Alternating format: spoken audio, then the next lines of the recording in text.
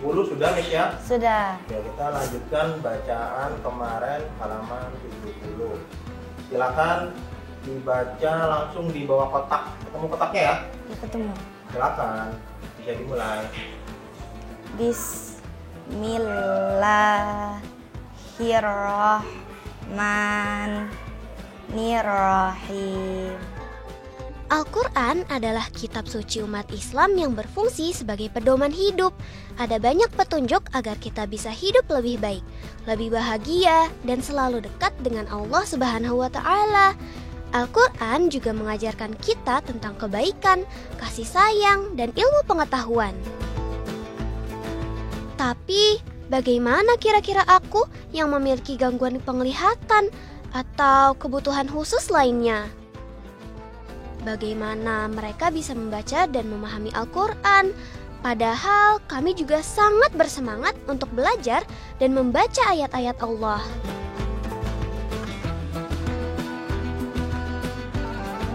Setuju kan teman? Membaca Al-Quran juga bisa membuat hati kita lebih damai. Karena bacaan Al-Quran itu seperti aliran sungai yang jernih, sejuk, dan menenangkan. Saat kita membaca Al-Quran, malaikat-malaikat ikut mendengarkan. Allah pun mencatat setiap huruf yang kita baca sebagai kebaikan. Ajaib sekali ya teman. Bayangkan, satu huruf saja diberi pahala. Apalagi kalau kita membaca lebih banyak. Yuk teman, kita biasakan membaca Al-Quran setiap hari dengan hati yang ikhlas. Semoga kita semakin dekat dengan Allah dan mendapatkan keajaiban dari ayat suci Al-Quran.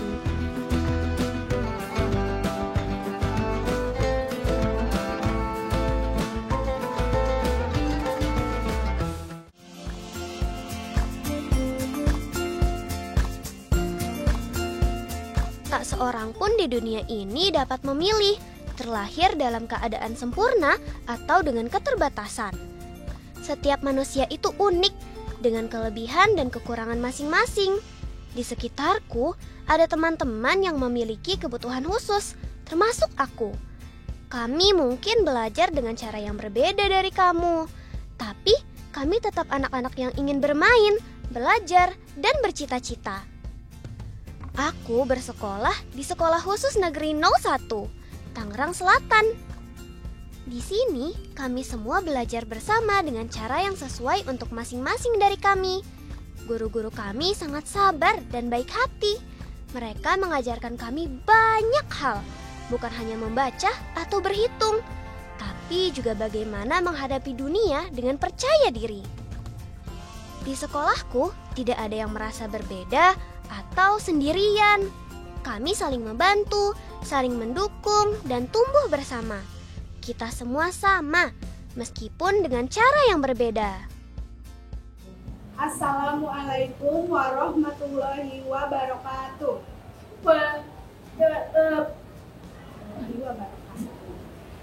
Kita akan belajar mengaji hari ini. Sebelumnya kita berdoa sama-sama. Berdoa mulai. Bismillahirrahmanirrahim. Robbi zidni ilma warzuqni fahma waj'alni minas sholihin. Di sekolah ini, kami belajar dengan cara yang unik, tapi sangat menyenangkan. Aku ceritakan tentang teman-temanku terlebih dahulu ya. Aku adalah seorang muslim yang ingin belajar dan memahami Al-Quran. Meskipun aku dan teman-teman di sini memiliki kebutuhan khusus, aku tahu bahwa Al-Quran adalah petunjuk hidup bagi semua umat Islam, termasuk aku dan teman-teman tunarungu di sini. Meskipun mereka tidak bisa mendengar, bukan berarti mereka tidak bisa belajar mengaji. Ada banyak cara yang bisa digunakan, seperti metode bahasa isyarat dan oral. Dengan bahasa isyarat, teman-temanku ini bisa memahami makna ayat-ayat Al-Quran melalui gerakan tangan. Sedangkan dengan metode oral, mereka belajar membaca Al-Quran dengan melihat gerakan bibir. Kedua cara ini sangat membantu mereka agar bisa membaca dan bahkan menghafal ayat-ayat suci. Teman-temanku sangat senang dan bersyukur karena sekarang sudah ada mushaf Al-Quran isyarat yang dibuat khusus untuk teman-teman tunarungu. Mushaf ini sangat membantu mereka dalam belajar membaca Al-Quran. Teman-temanku bisa memahami isinya dengan lebih mudah dan semakin dekat dengan Allah Subhanahu wa Ta'ala.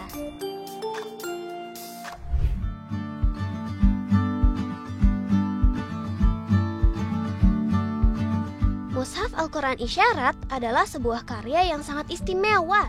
Ini adalah mushaf pertama di Indonesia, bahkan di dunia loh, yang dirancang khusus untuk memudahkan teman-teman tunarungu dalam mempelajari Al-Quran. Sebelumnya, mereka mungkin merasa kesulitan untuk membaca Al-Quran. Tapi dengan adanya mushaf Al-Quran Isyarat, mereka sekarang bisa memahami setiap ayat Al-Quran dengan lebih mudah dan jelas. Mushaf ini berbeda dari mushaf biasa. Halamannya lebih tebal, karena selain teks Al-Quran, ada juga simbol isyarat yang ditambahkan di dalamnya. Simbol isyarat ini sangat membantu teman-teman tunarungu untuk mengikuti bacaan dan memahami makna setiap ayat. Ada dua metode yang digunakan dalam mushaf ini. Pertama, metode kitabah, yaitu cara menulis ayat-ayat Al-Quran dengan simbol isyarat yang sesuai. Kedua, metode tilawah, yang mengajarkan cara membaca Al-Quran dengan benar menggunakan bahasa isyarat.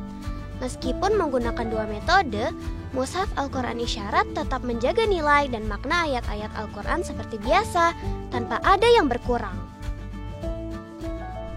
Kasroh dan fathah isbaiyah itu fungsinya untuk membuat bunyi bacaan menjadi lebih panjang. Ya, kalau di Al-Quran Awas itu sama aja dengan membacanya seperti Quran Awas ketika ketemu dengan huruf-huruf alif tegak. Apa Mesya? Alif tegak. Ya, ada alif tegak yang dibaca A fathah, alif tegak dibaca I kasroh, dan seterusnya. Aku adalah seorang anak tunanetra, tapi itu tidak membuatku berhenti belajar membaca Al-Quran. Meskipun mataku tidak bisa melihat seperti teman-teman lainnya, aku tetap bisa mengaji dengan menggunakan Al-Quran Braille. Saat mengaji, jari jemariku sibuk meraba lembar demi lembar. Aku merasakan pola titik-titik timbul yang membentuk huruf dan tanda baca. Aku harus teliti dalam membaca setiap huruf, karena tanda baca dalam Braille juga berupa titik-titik kecil yang harus aku pahami dengan baik. Sebelum bisa membaca Al-Quran Braille, aku harus belajar mengenal huruf Braille terlebih dahulu. Aku mulai dari Iqra, sama seperti teman-temanku yang lain. Awalnya terasa sulit, tapi aku terus berlatih dan mengulang bacaan dengan tekun.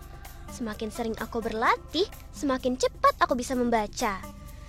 Aku bersyukur karena ada Al-Quran Braille yang membantuku untuk tetap bisa mengaji. Aku percaya keterbatasan bukan alasan untuk berhenti belajar. Dengan kesabaran dan semangat, aku yakin bisa membaca Al-Quran dengan lancar dan memahami isinya. Ternyata seru, betul nggak? Iya betul. Biar lebih lancar lagi, sering dilatih di rumah ya. Iya. Nanti kita minggu depan di halaman 71. Cukup ya hari ini. Cukup dulu. Assalamualaikum warahmatullahi wabarakatuh. Waalaikumsalam warahmatullahi wabarakatuh. Aku percaya bahwa keterbatasan bukanlah halangan untuk terus belajar dan beribadah. Dengan semangat dan dukungan dari keluarga serta guru, aku dan teman-teman tunarungu bisa belajar Al-Quran seperti yang lain. Karena Al-Quran adalah petunjuk bagi semua, tanpa terkecuali.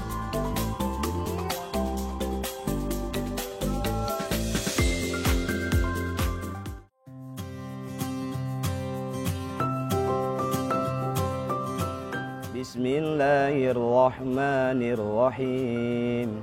Rabbishrah li sadri wa yassir li amri wahlul 'uqdatam min lisani yafqahu qawli. Muhammad Shallallahu Alaihi Wasallam bersabda, sebaik-baik kalian adalah yang mempelajari Al-Quran dan mengajarkannya. Hadis ini mengajarkan bahwa membaca dan memahami Al-Quran adalah sesuatu yang sangat baik dan membawa keberkahan dalam hidup. Sebagai seorang muslim, kita wajib mempelajari Al-Quran. Ini adalah kewajiban yang harus kita lakukan. Bukan hanya sekedar membacanya, tetapi juga memahami dan mengamalkan isinya dalam kehidupan sehari-hari. Dengan membaca dan menghafal ayat-ayatnya, Allah akan memberikan rahmat dan kasih sayangnya kepadaku dan semua umat Islam. Seperti yang dilakukan teman-teman kita di Madrasah Istiqlal, Gibran dan Ibrahim duduk dengan penuh perhatian di hadapan Ustadz Lukman. Mereka sedang menyetorkan hafalan Al-Quran dengan suara lantang dan jelas. Hebatnya, Gibran sudah menghafal 3 juz, sedangkan Ibrahim tak kalah luar biasa dengan hafalan 2 juz. Dengan penuh ketekunan, mereka melafalkan ayat demi ayat tanpa ragu. Sesekali, Ustadz Lukman tersenyum sambil mengoreksi bacaan mereka dengan lembut.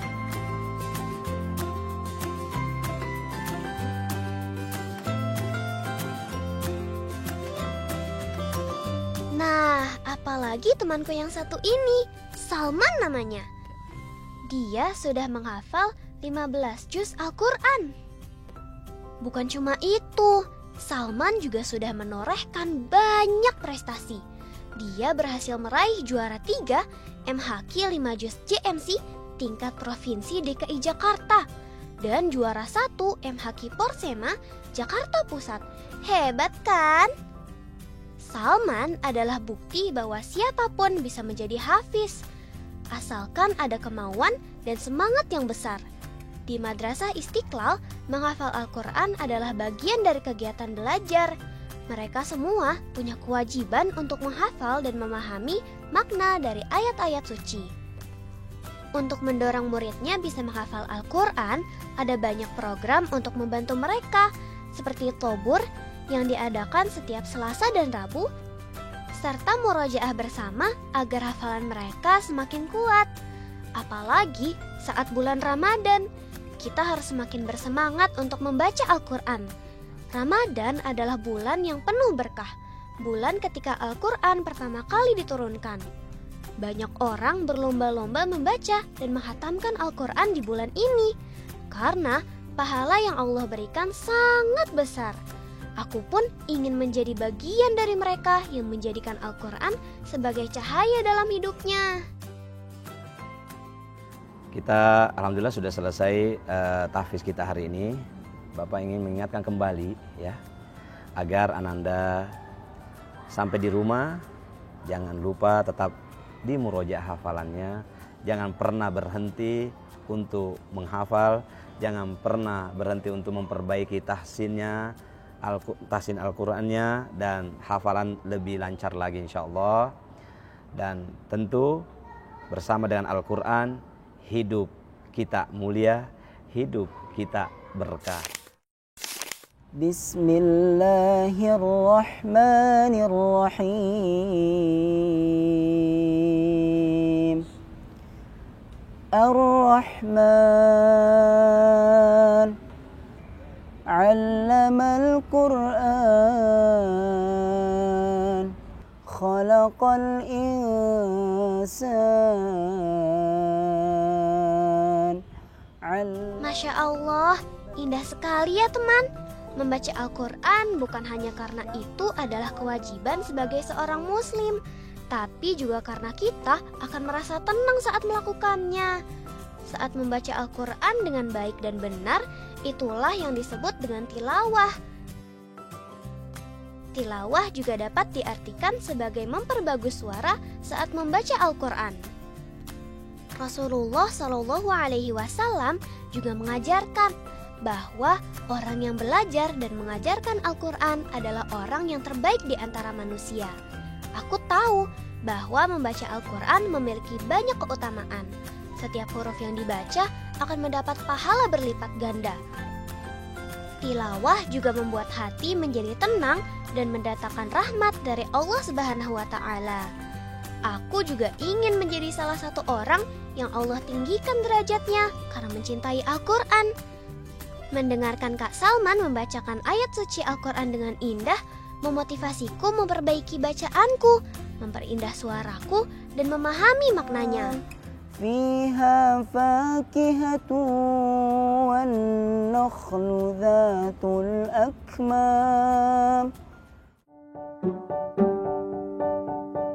بسم الله الرحمن الرحيم الحمد لله رب العالمين الرحمن الرحيم. Setiap hari di sekolah, aku dan teman-teman selalu berusaha untuk menjalankan ibadah bersama.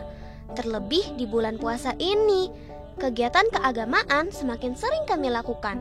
Walaupun masing-masing dari kami punya keterbatasan, itu tidak menghalangi kami untuk beribadah dengan cara kami sendiri. Kamu lihat kan teman, betapa semangatnya kami saat salat duha bersama. Kami berupaya tertib berdiri dalam barisan, mengangkat tangan untuk takbir, lalu sujud dengan penuh khusyuk.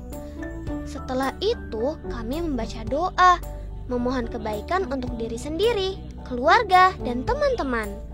Kami juga mendengarkan ceramah dari guru kami. Aku suka momen ini, karena dari ceramah itulah aku belajar banyak tentang Islam, tentang bagaimana menjadi pribadi yang baik, dan tentang makna hidup yang sebenarnya. Belajar pendidikan agama itu sangat penting, bukan hanya sekedar teori, tapi juga harus langsung dipraktikkan. Ibadah bukan hanya tentang diri sendiri, tapi juga tentang kebersamaan dan saling menguatkan. Aku bersyukur bisa belajar dan beribadah bersama teman-temanku, karena disinilah aku merasakan kebersamaan yang indah. Aku merasa bangga mendengar teman-temanku memainkan marawis dengan penuh semangat. Dengan pukulan yang kompak dan lantunan selawat yang merdu, mereka benar-benar menunjukkan bahwa keterbatasan bukanlah penghalang untuk berkarya.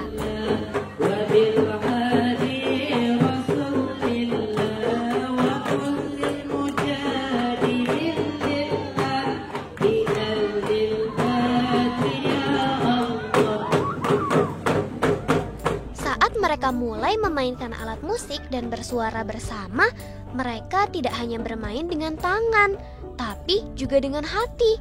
Mereka menampilkan yang terbaik, seolah ingin membuktikan bahwa mereka bisa, bahwa mereka hebat. Bahkan jika seseorang mendengar tanpa melihat, aku yakin mereka tidak akan menyangka bahwa teman-temanku adalah anak-anak berkebutuhan khusus. Aku ingin terus belajar dan mengamalkan ajaran agamaku. Semoga aku dan teman-temanku bisa menjadi pribadi yang lebih baik setiap harinya. Apa kabar semuanya? Baik. Ya, kita nyanyi dulu. Apa kabar semuanya hari ini? Baik. Apa kabar hari ini semuanya? Baik. Apa kabar Akifa? Baik. Apa kabar Alesa? Baik. Alhamdulillah hari ini baik semuanya. Ayo kita akan mulai belajar membaca surat-surat pendek. Kita mulai dengan berdoa dulu. Silakan dipimpin sama siapa sekarang? Alesa. Oke, ayo semuanya tangannya diangkat. Ayo Alesa pimpin doa. Teman-teman sebelum belajar naik kita berdoa lagi dahulu. Berdoa dimulai. Bismillahirrahmanirrahim. Guruku adalah orang yang luar biasa. Dengan penuh kesabaran, mereka mengajarkan kami berbagai hal. Meskipun kami sering lupa, sulit memahami pelajaran, atau membutuhkan waktu lebih lama untuk mengerti sesuatu, tapi guruku tidak pernah menyerah. Setiap hari, mereka menjelaskan dengan lembut, mengulang pelajaran berkali-kali tanpa rasa bosan, dan selalu tersenyum meskipun kami sering membuat kesalahan. Mereka mengerti kami, anak-anak spesial, dan tidak pernah membandingkan kami dengan anak-anak lainnya. Tanpa guru-guru hebat ini, aku dan teman-teman mungkin tidak bisa membaca, menulis, atau memahami banyak hal. Berkat kesabarannya, kami bisa terus belajar dan berkembang. Aku ingin terus berusaha agar aku bisa membuat guruku bangga, karena aku tahu mereka mengajar kami bukan hanya dengan kata-kata, tapi juga dengan hati. Nah teman, kita coba belajar berdoa bersama teman tunarungu yuk. Bertepatan dengan bulan puasa, kali ini Reisha akan menunjukkan bagaimana cara membaca doa berbuka puasa.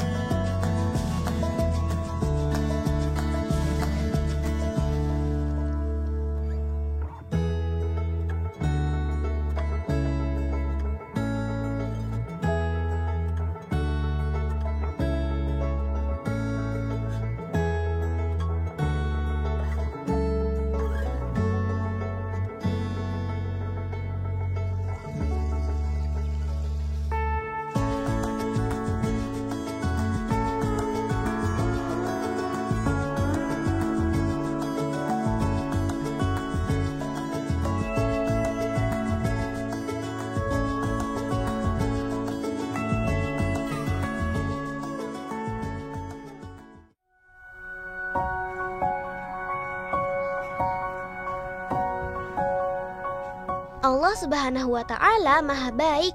Ia menciptakan kita dengan segala keunikan dan keistimewaan masing-masing. Tidak peduli bagaimana kondisi kita, Allah tetap memberikan kesempatan untuk bisa membaca Al-Quran, pedoman hidup yang penuh cahaya dan petunjuk. Setiap ayat yang kuucapkan seolah membawa keberkahan dan cinta dari Allah.